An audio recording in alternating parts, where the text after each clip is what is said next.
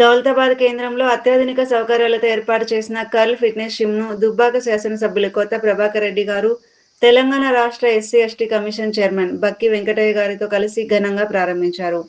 ఈ సందర్భంగా ఎమ్మెల్యే కొత్త ప్రభాకర్ రెడ్డి గారు మాట్లాడుతూ, ఆధునిక జీవనశైలిలో ఆరోగ్య పరిరక్షణకు వ్యాయామం అత్యంత అవసరమని తెలిపారు.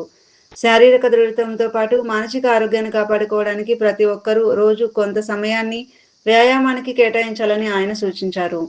యువత చెడు అలవాట్లకు దూరంగా ఉండి ఫిట్నెస్‌తో పాటు క్రమశిక్షణతో కూడిన జీవన విధానాన్ని అలవర్చుకోవాలని ఆయన పిలుపునిచ్చారు.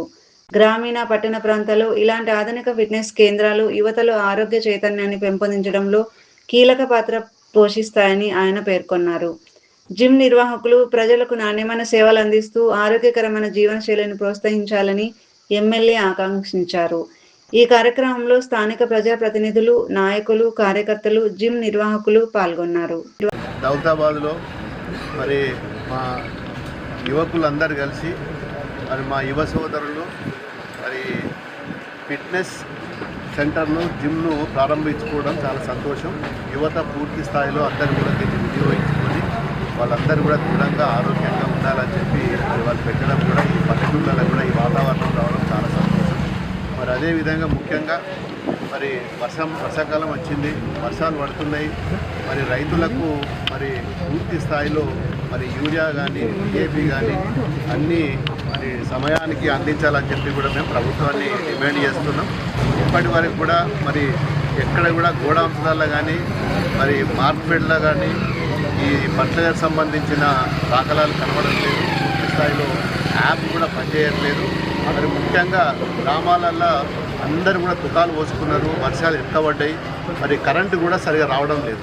మరి ఆ కరెంటు విషయంలో కానీ మరి రేపు వర్షాకాలం వస్తుంది. మరి చెర్లు కుంటలకు కూడా మరి రిపేర్ చేయించుకోవాలి.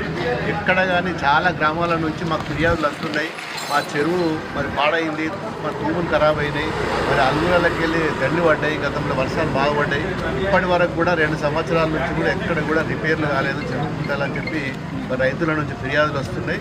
మరి వీటన్నిటి మీద దృష్టి సాధించి ప్రతి మీటింగ్లో కూడా మరి మేము ఇరిగేషన్ మంత్రి గారికి కూడా చెప్పినాం.